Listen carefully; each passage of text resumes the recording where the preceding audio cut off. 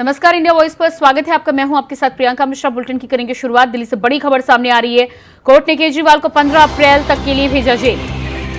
Court ने केजरीवाल को 15 अप्रैल तक के लिए भेजा जेल। कोर्ट में पेशी के पहले बोले अरविंद केजरीवाल।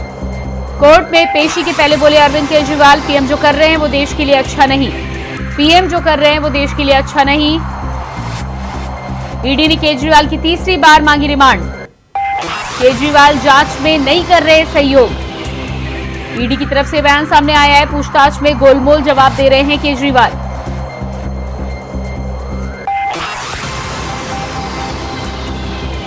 कोर्ट पहुंचने से पहले अरविंद केजरीवाल ने दिया बयान का, पीएम जो कर रहे हैं वो देश के लिए ठीक नहीं।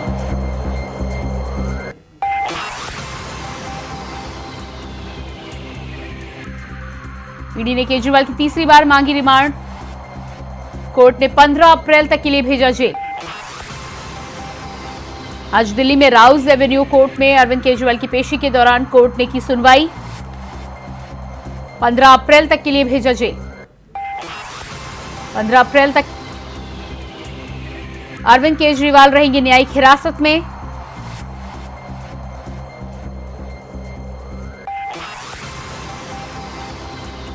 पेशी से पहले अरविंद केजरीवाल ने कहा, पीएम जो कर रहे हैं वो देश के लिए ठीक नहीं।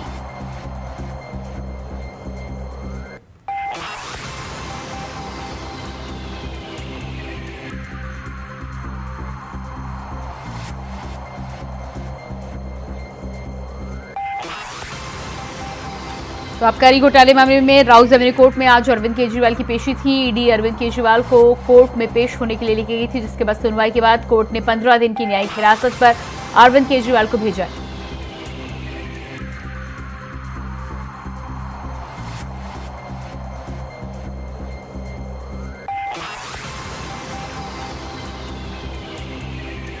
जिसके बाद ईडी का कहना है कि अरविंद केजरीवाल जांच में सहयोग नहीं कर रहे, गोलमोल जवाब दे रहे हैं। साफ तौर पर ईडी का कहना था कि अरविंद केजरीवाल से फोन का पासवर्ड मांगा गया था, जिसको लेकर अरविंद केजरीवाल ने वकीलों से बात करने की बात मांग की है, समय मांगा है। पासवर्ड ना देने की बात को लेकर ईडी को कहना है कि अरविंद केजरीवाल जिस तरह से जांच में सहयोग नहीं कर रहे, सवालों के सीधी तरह से जवाब नहीं दे रहे हैं, गोलमोल कर गुमराह करने का काम कर रहे हैं। ऐसे में अरविंद केजरीवाल की ईडी को रिमांड मिलना ईडी का अधिकार है। और इसी खबर पर हमारे साथ दिल्ली से संवाददाता अजीत कुमार लाइव जुड़ चुके हैं। जी अजीत, जिस तरह से अरविंद केजरीवाल की पेशी के बाद कोर्ट ने 15 दिन की न्यायिक हिरासत पर भेजा है, क्या कुछ अपडेट है? इसके अलावा ईडी का ये भी बयान सामने आया है कि अरविंद केजरीवाल जांच में पूरी तरह से सहयोग नहीं कर रहे हैं। देखिए, बिल्कुल प्रियंका बताना चाहूंगा, आज जब एक बार फिर से तकरीबन 11:30 बजे अरविंद केजरीवाल को राउज एवेन्यू कोर्ट में पेशी के लाया गया था, उस समय जब सुनवाई हुई तो सुनवाई के दौरान कई जो बातें हैं ईडी की तरफ से रखी गई, जिसमें विषयों पर बातें मुख्य बात यही रही कि जो मुख्यमंत्री अरविंद केजरीवाल है वो जांच में सहयोग नहीं कर रहे हैं, चाहे वो मोबाइल के पासवर्ड की बात हो या फिर अन्य सवाल के जवाब की बात हो, तो कहीं कहीं वो गुमराह करने की कोशिश कर रहे हैं। वहीं कहीं ना कहीं अगर हम बात करें तो इसमें विजय नायर का जो मामला है उसमें विजय नायर सामने आई कि किस तरीके से विजय नायर को लेकर के जो बातें सामने आई, जिसमें अरविंद केजरीवाल ने साफ तौर पर कहा का जो मामला है वो विजय नायर जो है वो अच्छी जो है मछली है उनको रिपोर्ट करते हैं। तो निश्चित तौर पर जिस तरीके से आज जिले हुई लगातार जो सुनवाई हुई, सुनवाई के बाद मुख्यमंत्री अरविंद केजरीवाल को 15 अप्रैल तक के लिए फिलहाल अब न्यायिक हिरासत में भेज दिया गया है। और तो जानकारी आ रही है, जानकारी ये आ रही है कि वो अब तिहाड़ जेल में जो फिलहाल जो सूत्रों का खबर है कि जेल नंबर 2 में उन्हें उन्हें जेल नंबर 2 में उन्हें रखा जाएगा। हालांकि अभी ये कोई आधिकारिक कोई बयान सामने नहीं आया है, लेकिन अब ये साफ तौर पर कहा जा सकता है कि उनका अगले 15 दिनों तक का जो उनका पता होने वाला है वो दिल्ली का तिहाड़ जेल होने वाला है। लेकिन इस दौरान अगर मैं बात करूं तो मुख्यमंत्री अरविंद केजरीवाल ने कोर्ट से कई चीजों की मांग की है। मसलन धार्मिक किताबों की हम बात करें, कुर्सी टेबल की हम बात करें, या फिर ऐसे कई चीजें हैं जिसकी मांग मुख्यमंत्री अरविंद केजरीवाल ने की है। उन्होंने कहा है कि वो ये चीजें जो सुविधाएं हैं वो वहाँ जेल में चाहते हैं, ताकि वो अगर धार्मिक किताबों की अगर बात करें वो पढ़ाई कर सके। इसके अलावा जो कुर्सी टेबल की बात है तो ये सब चीजों की उन्होंने मांग की। जी बिल्कुल। तो इस पूरे मामले में जिस तरह से ये मांग की गई है अरविंद केजरीवाल के द्वारा, इसको लेकर फैसला कब आ सकता है? उसके साथ ही साथ ईडी ने जिस तरह से लगातार ये आरोप लगाया है कि अरविंद केजरीवाल जांच में सहयोग नहीं कर रहे हैं, उसको लेकर क्या कुछ हिदायत दी गई है कोर्ट की तरफ से? देखिए बिल्कुल ये सबसे बड़ा मुद्दा है कि अब क्योंकि ईडी ने जिस तरीके से आज साफ तौर पर कहा कि ये मुख्यमंत्री अरविंद केजरीवाल जो है वो इस शराब घोटाले में जांच में सहयोग नहीं कर रहे हैं, तो अब जबकि उन्हें न्यायिक हिरासत में भेजा गया है, तो अब देखना ये होगा कि ईडी जो है वो आगे जांच कैसे करेगी, ये सबसे बड़ा सवाल है। लेकिन फिलहाल ये कह पाना शायद जल्दबाजी होगा कि ईडी का आगे का कदम क्या होने वाला है। लेकिन सबसे बड़ी जो पहली अगर बात अगर हम कहें तो अब सबसे पहली जो बात होने वाली है यही होने वाली कि उन्हें अब कभी भी शाम के 4 से 5 बजे तक कभी भी उन्हें जो दिल्ली की तिहाड़ जेल में भेजा जा सकता है, वहां के लिए रवानगी की जा सकती है। जी, इस फैसले के आने के बाद आम आदमी पार्टी की तरफ से क्या किसी तरह का कोई बयान सामने आया है? लगातार जिस तरह से जमानत की बात की जा रही थी, कल महारैली में इसको लेकर भी 5 सूत्रीय मांगों के दौरान इसका जिक्र किया गया था, क्या कुछ निकलकर सामने आ रहा है आम आदमी पार्टी की तरफ से अब? देखिए बिल्कुल बता दें प्रियंका, अगर कानूनी कदम की हम बात करें, कानूनी कदम को लेकर के अभी कोई भी जो बयान है वो आधिकारिक रूप से आम आदमी पार्टी की तरफ से नहीं आया है। लेकिन अगर हम बात करें तो लगातार आम आदमी पार्टी शुरू से ही इस पूरी की पूरी चीजों को लेकर के जो है राजनीतिक षड्यंत्र की बात कर रही है, और इसका जो नजारा है वो कल दिल्ली के रामलीला मैदान में भी देखने को मिला। अब देखना ये होगा कि आम आदमी पार्टी जो है वो अगला कदम क्या उठाती है, क्या इस जो न्यायिक हिरासत है इसको लेकर के वो कोर्ट का रुख करती है या नहीं, ये फिलहाल देखने वाली बात होगी। लेकिन ये निश्चित तौर पर कहा जा सकता है कि जिस तरीके से आज 15 अप्रैल तक के लिए मुख्यमंत्री अरविंद केजरीवाल को न्यायिक हिरासत में भेज दिया गया है, तो ये साफ कहा जा सकता है कि अब आम आदमी पार्टी की मुश्किलें जो है वो फिलहाल थमने वाली नहीं है। और जिस तरीके से आज जो विजय नायर को लेकर के जिस तरीके से दिल्ली सरकार में मंत्री आतिशी का नाम जो जोड़ा गया है, तो कहीं ना कहीं ये भी कहा जा सकता है कि भविष्य में अगर दिल्ली सरकार में मंत्री आतिशी को भी इस मामले में अगर ईडी कोई समन भेजती है तो शायद इसमें कोई अतिशयोक्ति नहीं होगी, क्योंकि जिस तरीके से विजय नायर और को जोड़ने की कोशिश की गई है इस पूरे कथित शराब घोटाले में, और मुख्यमंत्री ने साफ तौर पर कहा कि जो विजय नायर है वो आतिशी को रिपोर्ट करते हैं, तो संभावना यह है कि अगला जो नंबर है वो आतिशी जी बिल्कुल अजीत, इस तमाम जानकारी के लिए बहुत शुक्रिया आपका। तो कोर्ट में पेशी के पहले बोले अरविंद केजरीवाल, पीएम जो कर रहे हैं वो देश के लिए ठीक नहीं, कोर्ट ने 15 दिनों की न्यायिक हिरासत पर भेजा। और इसके बाद लोकसभा चुनाव से जुड़ी बड़ी खबर निकलकर सामने आ रही है। झारखंड में इंडिया अलायंस को लगा झटका, झारखंड में इंडिया अलायंस को लगा झटका। सीपीआई ने महागठबंधन से नाता तोड़ा, सीपीआई ने महागठबंधन से नाता तोड़ा। 4 सीटों पर उतारे प्रत्याशी, 4 सीटों पर उतारे प्रत्याशी। हजारीबाग से भुवनेश्वर प्रसाद मेहता नहीं लड़ेंगे चुनाव, हजारीबाग से भुवनेश्वर मेहता नहीं लड़ेंगे चुनाव। सीपीआई ने मांगी थी सिर्फ हजारीबाग सीट,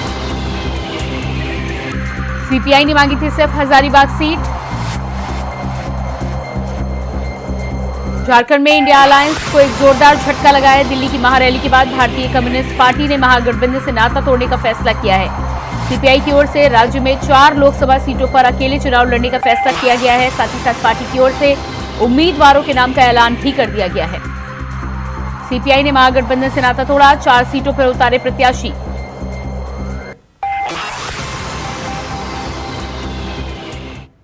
ये कम्युनिस्ट पार्टी के द्वारा झारखंड में उम्मीदवारों की घोषणा करना ये स्पष्ट संकेत है कि जो महागठबंधन बनाए थे इन लोगों ने, जो लब्बो लुआब एक खड़ा किया था वो सब ध्वस्त हो गया। अब झारखंड में इन लोगों के पास उम्मीदवारों का टोटा है, कहीं इन्हें उम्मीदवार मिल नहीं रहे हैं, सब अलग थलग पड़ चुके हैं। और यहाँ की जनता भी मूड में है, मन बना चुकी है कि झारखंड का निर्माण किसने किया था, झारखंड में काम किसने किया है। जो चारों ओर विकास का ब्लूप्रिंट है ये भारतीय जनता पार्टी की सरकार में हुआ। आज जो विकास दिख रहा झारखंड में, ये भारतीय जनता पार्टी के शासन में हुआ है। तो ये जो गठबंधन बना था इन लोगों का, कांग्रेस, कम्युनिस्ट, जेएमएम, राजद, ये आपस में ही अंतर्द्वंद और अंतरकलह से भारतीय कम्युनिस्ट पार्टी ने झारखंड में 4 सीटों पर उम्मीदवारों की घोषणा कर दी है, जिसमें दुमका से राजेश किस्कू, लोहरदगा से महेंद्र उरांव, पलामू से अभय भुइयां, चतरा से अर्जुन कुमार। जो हमने 8 सीटों की घोषणा की थी, उन 8 सीटों में जो हमने केंद्र को लिखा था उसके आधार पर, केंद्र से मिली हुई स्वीकृति के आधार पर हमने 4 की घोषणा किया है। और जब ही दिल्ली से 4 सीटों की और इजाज़त जब मिल जाएगा, स्वीकृति मिल जाएगी। तो लगातार झारखंड में इंडिया अलायंस को झटका दिया है। झारखंड में सीपीआई ने महागठबंधन से तोड़ा नाता, 4 सीटों पर उतारे प्रत्याशी। और इसी खबर पर हमारे साथ रांची से संवाददाता अजय कुमार पांडे फोन लाइन पर जुड़ चुके हैं। जी अजय, जिस तरह से महागठबंधन के साथ सीपीआई ने नाता तोड़ा है, 4 सीटों पर उम्मीदवारों का ऐलान भी कर दिया है, इस पूरे मामले में क्या कुछ ताजा जानकारी निकलकर सामने आ रही है? क्या वजह रही गठबंधन तोड़ने के पीछे? देखिए लोकसभा के चुनाव की घोषणा कई बार हो चुके, कई दिन हो गए। अब 4 चरणों में झारखंड में चुनाव होना है। ऐसे में जो इंडिया गठबंधन की जो तस्वीरें हैं वो सही तरीके से साफ नहीं हो पा रहे। आपने पिछले दिन देखा होगा कि कांग्रेस जो है वो 3 ही सीट पर अपने उम्मीदवार को नाम घोषित किए। इसके अलावा जो उनके अलायंस में जो आरजेडी है, लेफ्ट पार्टियां हैं, इन तमाम लोगों के साथ इनको साथ संयोजन नहीं बैठ पा रहे, इनके साथ तालमेल नहीं हो पा रही है। और इसके कारण है कि वो जो भी प्रत्याशी हैं, जो उनके साथ जो संबंधित पार्टियां हैं, वो उनकी तस्वीरें साफ नहीं देते हैं। यानी कांग्रेस जो है बड़ी भूमिका में निभा रही है, तो वैसे में जो उनके लेफ्ट पार्टियां या आरजेडी को उनको तरजीह नहीं दे रही है। इसलिए बगावत की सुर लगातार झारखंड में देखने को मिली है। अब चुनाव नजदीक है, ऐसे में गठबंधन की जो चीजें हैं, सीटों का बंटवारा है, उम्मीदवारों की जो घोषणा वो नहीं होने के कारण अब वो अपने निर्णय लेने के लिए सक्षम है। इसलिए कल उन्होंने सीपीआईएम ने ये अपने 14 सीट वाले राज्यों में 4 सीट पर उम्मीदवार खड़ा कर दिया है। और उन्होंने ये भी कहा है कि 4 सीट पर और वो खड़ा करेंगे। यानी कुल मिलाकर के ये जो लेफ्ट पार्टियां हैं, वो लेफ्ट पार्टी अपनी कुल झारखंड राज्य में 8 सीटों पर चुनाव लड़ने का फैसला लिया है।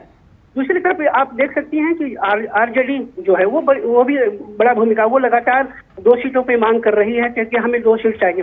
लेकिन हालांकि इस पे कांग्रेस देने को तैयार नहीं है, क्योंकि जो भी समझौता होना है कांग्रेस के साथ होना है। झारखंड मुक्ति मोर्चा इसे बिल्कुल अलग रखा है, क्योंकि उन्होंने 5 सीटों का जो फॉर्मूला बना है 5-7 का और 1-1 का, तो वो 5 सीटों का जो फॉर्मूला है झारखंड मुक्ति इस किचकिच से, मतलब ये हमने झारखंड जो संयोजन के मामला है इससे बिल्कुल अलग रखा है। कांग्रेस को ही सारे निर्णय लेना है, तो कांग्रेस इस अपनी सीटों पर उम्मीदवारों का या सीटों की सीट पर कौन लड़ेंगे ये अभी तक तय नहीं कर पाए। इसके कारण वो धीरे धीरे अब टूटता बिखरता नजर झारखंड में गठबंधन देखने को मिल रहा है।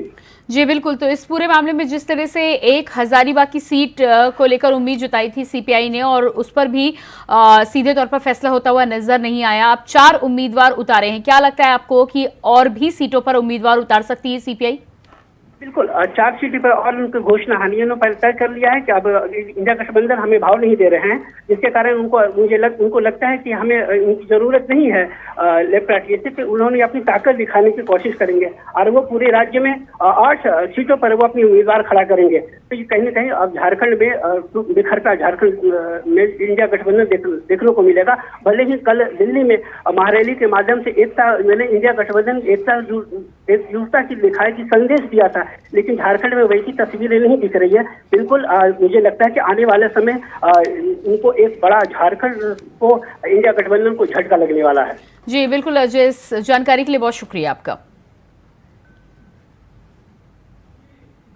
और इसके बाद आइए आपको सीधे लिए चलते हैं बुलंदशहर, जहां पर सीएम योगी आदित्यनाथ इस वक्त जनता के बीच पहुंचे हैं। क्या कुछ कह रहे हैं आपको दिखाते हैं।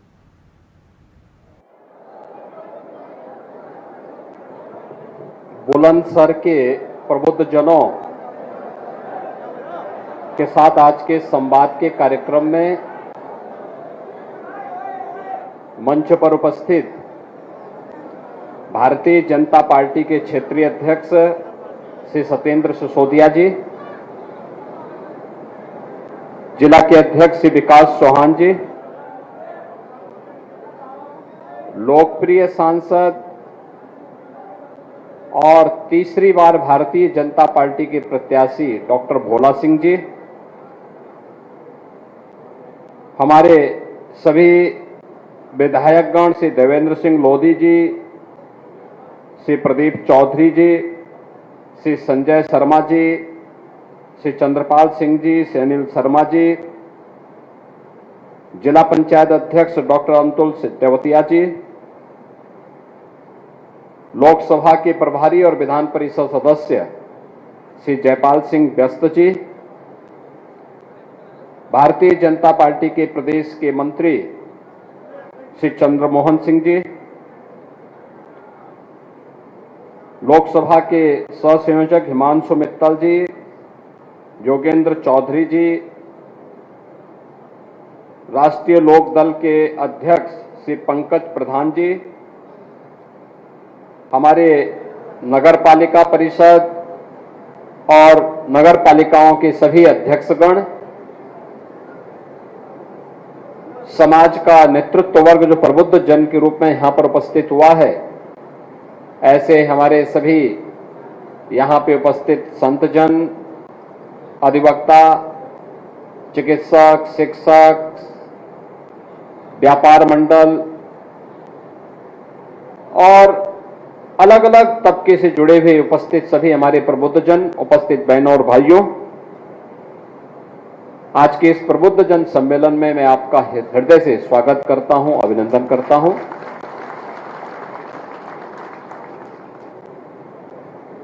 अच्छी सरकार जब आती है तो बुलंद इरादे से बुलंदशहर की तरह ही विकास की नई ऊंचाइयों को प्राप्त करती हुई दिखाई देती है। बुलंदशहर, मुझे याद है 2017 में या उससे पहले जब कभी चुनाव प्रचार के लिए हमें आना होता था तो पिछली सरकारों के कारण भय और आतंक का पर्याय बन चुका था। कभी स्वर्गीय बाबूजी कल्याण सिंह जी की कर्मभूमि के रूप में जो धरती विख्यात रही हो, महाभारत कालीन इस धरती का अपना महत्व रहा हो, जगत जननी मां भगवती अवंतिका देवी का आशीर्वाद जिस धरा पर रहा हो और मां गंगा और यमुना का आशीर्वाद जिस धरा को निरंतर प्राप्त होता रहा हो, उस धरती को पिछली सरकारों ने अपराध और आतंक का पर्याय बना दिया था। विकास अवरुद्ध हो गया था, पहचान का एक संकट था। उस प्रकार की स्थितियां जब आई थी वह भी एक वोट के कारण हुआ था। गलत हाथों में जब वोट जाता है तो ऐसी अराजकता फैलती है, गुंडागिर्दी फैलती है, भ्रष्टाचार पनपता है, विकास अवरुद्ध होता है। लेकिन जब उसी लोकतांत्रिक अधिकार का आपने सही इस्तेमाल किया और अपना वोट सही जगह दिया तो मोदी जी के नेतृत्व में नए भारत का दर्शन हम सब कर रहे हैं। उत्तर प्रदेश में व्यापक परिवर्तन देखने को मिला है। आज अराजकता नहीं है, एक वोट अराजकता भी ला सकता है, गलत हाथों में जाएगा, एक वोट सही हाथों में जाएगा तो वह आपको आपकी आस्था का सम्मान भी करा देगा। बहनों और भाइयों, मैं कई वर्षों से प्रदेश के अंदर होली के कार्यक्रमों के साथ बहुत नजदीक से जुड़ के देखता था। कोई पर्व और त्योहार आता है, मुझे बहुत अच्छा लगता है उस समय। इसलिए लगता है क्योंकि ये केवल आयोजन नहीं है, ये हमारी धरोहर भी है, हमारी पौराणिक पहचान को भी प्रदर्शित करते हैं। ये पर्व और त्योहार हमारी विरासत के हिस्से हैं, हमारी पूर्वजों की धरोहर जिन्होंने उस कालखंड में समाज जीवन को प्रभावित करने वाली किसी विशिष्ट घटना को पर्व और त्योहार के माध्यम से उन्होंने जोड़ने का कार्य किया था। तो आप सुन पा रहे थे बुलंदशहर से मुख्यमंत्री योगी आदित्यनाथ को। इसके बाद बात करेंगे अगली खबर के। प्रयागराज से बड़ी खबर निकलकर सामने आ रही है। श्री कृष्ण जन्मभूमि और शाही ईदगाह मामला, मथुरा कोर्ट में दाखिल 18 मामलों में चल रही है सुनवाई। सभी मामलों की एक साथ हाई कोर्ट में चल रही है सुनवाई। सभी मामलों की एक साथ हाईकोर्ट में चल रही है सुनवाई। थोड़ी देर में हाईकोर्ट में सुनवाई। शाही ईदगाह कमेटी के वकील आज कोर्ट में रखेंगे अपना पक्ष। शाही ईदगाह कमेटी के वकील आज कोर्ट में रखेंगे अपना पक्ष। जस्टिस मयंक कुमार जैन की सिंगल बेंच में होगी सुनवाई। जस्टिस मयंक कुमार जैन की सिंगल बेंच करेगी सुनवाई। सभी मामलों की एक साथ हाईकोर्ट में हो रही है सुनवाई।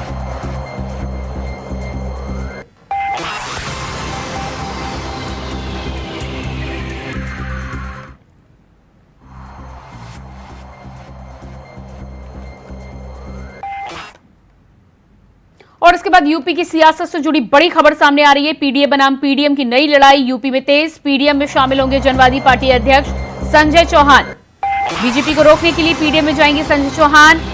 सपा ने सहयोगियों को नहीं दिया हक। संजय चौहान की तरफ से बयान सामने आया। यूपी की सियासत से जुड़ी बड़ी खबर। पीडीएम में शामिल होंगे जनवादी पार्टी के अध्यक्ष संजय चौहान।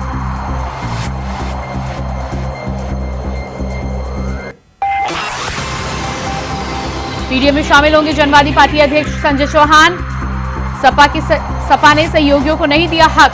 संजय चौहान का यह बयान सामने आया है। तो समाजवादी पार्टियों पर सीधे सहयोगी पार्टियों को उनका हक ना देने का आरोप लगाया है संजय चौहान ने। जनवादी पार्टी के अध्यक्ष संजय चौहान पीडीएम में शामिल। ओवैसी और पल्लवी पटेल के साथ गठबंधन में होंगे शामिल।